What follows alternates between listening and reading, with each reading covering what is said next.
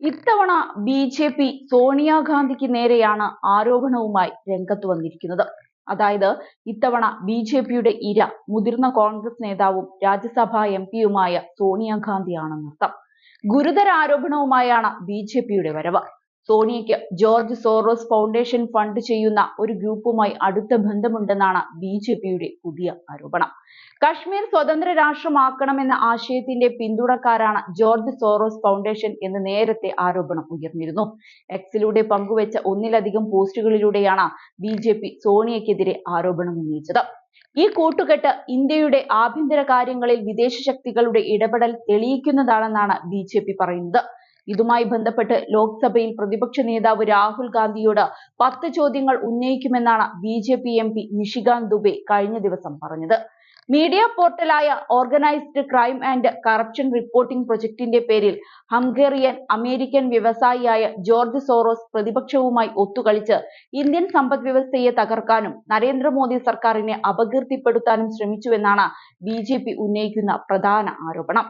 Forum of democratic leaders in Asia Pacific ഫൗണ്ടേഷന്റെ president എന്ന നിലയിൽ സോണിയാഗാന്ധി ജോർജ് സോറോസ് ഫൗണ്ടേഷൻ ധനസഹായം നൽകുന്ന ഒരു സംഘടനയുമായി ബന്ധപ്പെട്ടിരിക്കുന്നുവെന്നും നിഷികാന്ത് ദുബെ ആരോപിക്കുന്നുണ്ട്.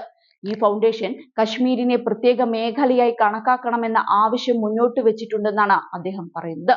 രാജീവ് ഗാന്ധി ഫൗണ്ടേഷനിലെ സോണിയാഗാന്ധിയുടെ അധ്യക്ഷസ്ഥാനം ജോർജ് സോറോസ് ഫൗണ്ടേഷനുമായുള്ള ഒരു പങ്കാളിത്തത്തിലേക്ക് നയിച്ചുവെന്നും ബി.ജെ.പി. ചൂണ്ടിക്കാട്ടുന്നുണ്ട്.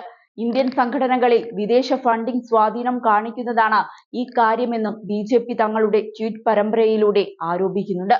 അദാനി ഗ്രൂപ്പിനെതിരായ രാഹുൽ ഗാന്ധിയുടെ വാർത്താ സമ്മേളനം ജോർജ് സോറോസ് ഫണ്ട് ചെയ്യുന്ന സംഘടന തത്സമയ സംപ്രേഷണം നടത്തിയിരുന്നു.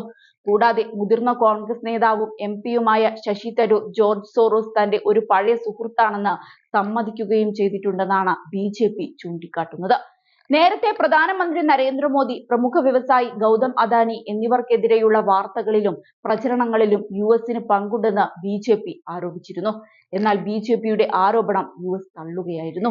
യു.എസ് എംബസിയിലെ ഒരു വക്താവ് ആരോപണങ്ങളെ നിരാശാജനകമാണെന്നാണ് വിശേഷിപ്പിച്ചത്. മാധ്യമ സ്വാതന്ത്ര്യത്തിന്റെ കാര്യത്തിൽ യു.എസ് ഏറെ മുന്നിലാണെന്നും അദ്ദേഹം പറഞ്ഞിരുന്നു. എന്നാൽ ഇതിനെ വീണ്ടും ബി.ജെ.പി. വിമർശിക്കുകയാണ് ചെയ്തത്. യു.എസ് സർക്കാരും സോറോസ് ഫൗണ്ടേഷനും ഒരുപോലെ OCCRPക്ക് ഫണ്ട് നൽകുന്നുവെന്ന് അവർ സമ്മതിച്ചുവെന്നായിരുന്നു നിഷികാന്ത് ദുബെ ഇതിനോട് പ്രതികരിച്ചത്. ഇതിനു പിന്നാലെയാണ് സോണിയാഗാന്ധിയെയും കോൺഗ്രസിനെയും പ്രതിക്കൂട്ടിൽ നിർത്തിക്കൊണ്ട് ബി.ജെ.പി. പുതിയ ആരോപണവുമായി രംഗത്ത് വന്നിരിക്കുന്നത്. ഏതായാലും കോൺഗ്രസ് ഒന്ന് തുമ്മിയാൽ പോലും ആരോപണവുമായി എത്തുന്ന ബി.ജെ.പിക്ക് വേറൊരു പണിയുമില്ലേ എന്നുവരെ ജനങ്ങൾ ചോദിച്ചു തുടങ്ങിയിരിക്കുന്നു.